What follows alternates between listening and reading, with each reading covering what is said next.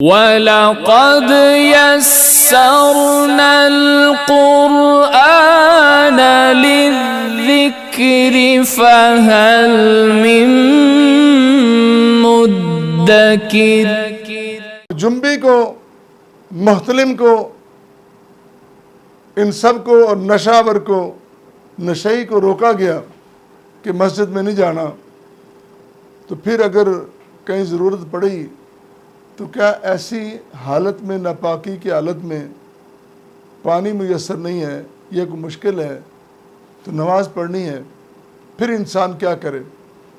اس کے لیے بھی قرآن نے وضاحت کر دی اسی آیت مبارکہ میں جو آج ہمارے زیر مطالعہ ہے۔ فرمایا وَإِن كُنتُم مَّرْضَىٰ أَوْ عَلَىٰ سَفَرٍ أَوْ جَاءَ أَحَدٌ مِّنكُم مِّنَ الْغَائِطِ أَوْ لَامَسْتُمُ النِّسَاءَ فَلَمْ تَجِدُوا مَاءً فَتَيَمَّمُوا صَعِيدًا طَيِّبًا۔ ایسی صورتحال ہے کہ تم مریض ہو،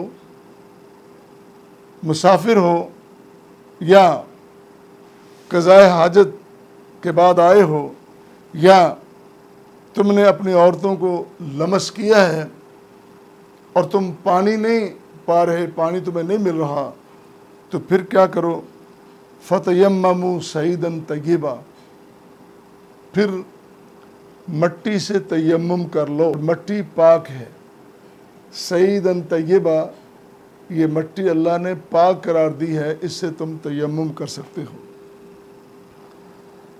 تیمم مریض کے لیے، تیمم مسافر کے لیے، اور تیمم قضائے حاجت میں آنے کے لیے اگر اس کو پانی نہ ملے، یعنی وہ مٹی کا استعمال کر سکتا ہے، مٹی اس کی جگہ کافی ہوگی۔ اور مباشرت کے بعد لمس جو ہے، اس کی میں تھوڑی سی وضاحت کرتا ہوں۔ پانی کی جگہ مٹی کے استعمال کی اجازت دی شریعت نے، اسلام نے اجازت دی، قدغن نہیں لگا دیا کہ پانی نہیں تو نماز نہیں، اور تم نے ہر صورت میں پانی روکے رکھنا ہے، اس کو سنبھال کے رکھنا ہے، پانی ڈھونڈنا ہے پھر نماز پڑھو گے، نہیں۔ فرمایا اگر پانی میسر نہیں ہے تو تم مٹی کا استعمال کر سکتے ہو۔ اور ہم سمجھتے ہیں اللہ کی طرف سے امت محمدیہ پر یہ خاص انعام ہے، اللہ تعالیٰ نے اپنے پیارے پیغمبر کی امت پر بہت سارے احسانات اور انعامات کیے، بلکہ اللہ کے پیغمبر خود بھی انعام ہیں۔ قرآن نے کہا لَقَدْ مَنَّ اللَّهُ عَلَى الْمُؤْمِنِينَ، اللہ نے احسان کیا مومنوں پر، انہیں محمد کریم صلی اللہ علیہ وسلم جیسا نبی اور رسول عطا کر دیا۔ یہ بہت بڑی نعمت اللہ کی۔ اللہ، ہم کتنے اس سے لابلد اور کتنے بے خبر ہیں، ہمیں پتہ ہی نہیں کہ کتنی بڑی نعمت ہیں۔ اسی طرح نبی کریم صلی اللہ علیہ وسلم نے فرمایا، صحیح مسلم کی روایت ہے، حضرت حذیفہ بن یمان رضی اللہ تعالیٰ عنہ اس کے راوی ہیں، حضور نبی کریم صلی اللہ علیہ وسلم نے فرمایا فضلنا علی الناس بثلاث،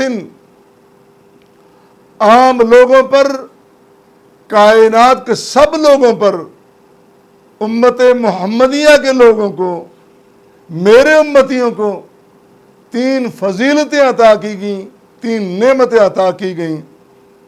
جان لو وہ کیا ہیں؟ فرمایا جعلت صفوفنا کصفوف الملائکہ، ہماری انسانوں کی صفیں اللہ نے فرشتوں جیسی بنا دی ہیں۔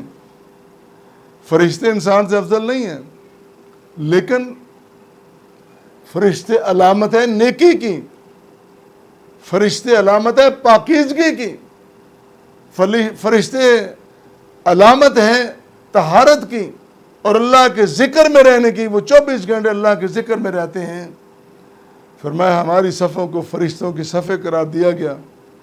ویسے بھی رسول کریم صلی اللہ علیہ وسلم نے فرمایا نماز پڑھو، صف بندی کرو، یہ کوئی یہاں کھڑا ہے یہاں کھڑا ہے ایسے نہیں۔ فرمایا صفیں بنا کے کھڑے ہو، اور اگر صفیں بنا کے کھڑے نہیں ہوگے گنجائش رہے گی شیطان گزرے گا۔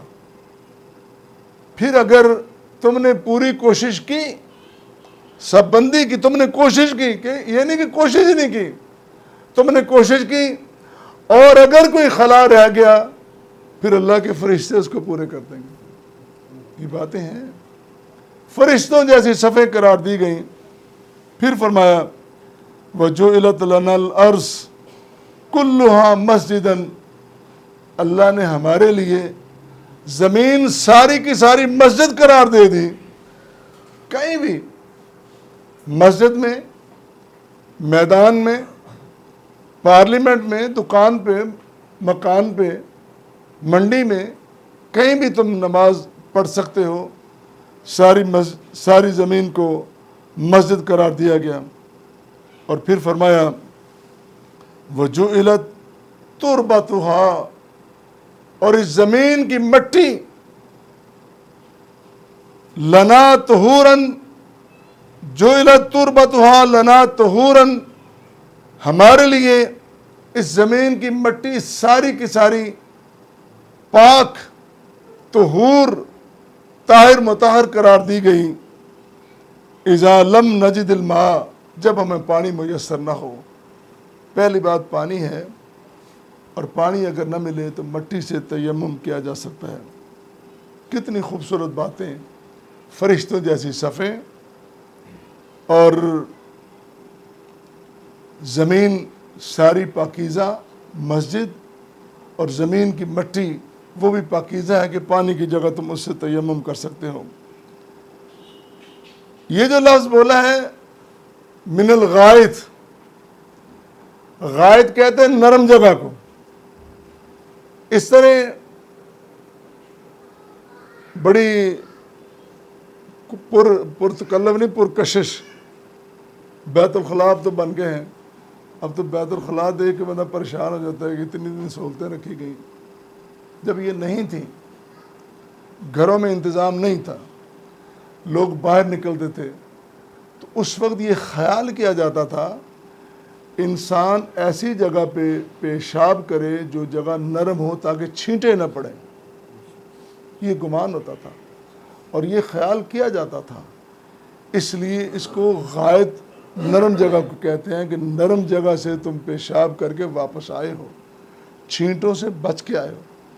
اگر پیشاب کے چھینٹے پڑے تو یہ بھی بڑی خطرناک بات ہے، اس سے بچنا بڑا ضروری ہے، اس کا اہتمام ہونا چاہیے۔ یہ بات کہی۔ اور پھر دوسری او لامستم النساء، لمس کا معنی ہے چھونا، عام معنی یہی ہے، لیکن اس آیت کریمہ میں صرف چھونا مراد نہیں ہے۔ صرف چھو لینے سے غسل واجب نہیں ہوتا۔ میں نے پہلے عرض کیا نبی کریم صلی اللہ علیہ وسلم اگر بیوی جنبی ہوتی، حائضہ ہوتی، بوسہ لے لیتے۔ روزے کی حالت میں روکا گیا ہے نوجوانوں کو کہ تم قریب نہ جاؤ، لیکن جو عمر رسیدہ ہے، پکی عمر کے، ان کو اجازت ہے، بوسہ لیا جا سکتا، روزہ نہیں ٹوٹتا۔ اپنی حلال بیوی کا روزے کی حالت میں بوسوں کے نار سے، لیکن اگر بچا جائے بہتر ہے کہ تاکہ اگلی مشکل سے انسان بچ جائے۔ تو صرف لمس سے غسل اور وضو واجب نہیں ہے، جب تک مباشرت نہ ہو، جب تک مجامت نہ ہو، جب تک باقاعدہ دونوں کا ملاپ نہ ہو، تب تلک۔ اور اسی لیے وہ الفاظ پھر دوہرا دیتا ہوں کہ نبی کریم صلی اللہ علیہ وسلم نے فرمایا ان حیضتک لیست فی یدک، ہاتھ میں یا باڈی میں نہیں ہوتا، وہ ایک کیفیت کا نام ہے۔ وہ کیفیت جب تک غسل سے دور نہ کر دی جائے انسان پاک نہیں ہوتا۔ ان باتوں کا جاننا ہمارے لیے بہت ضروری ہے۔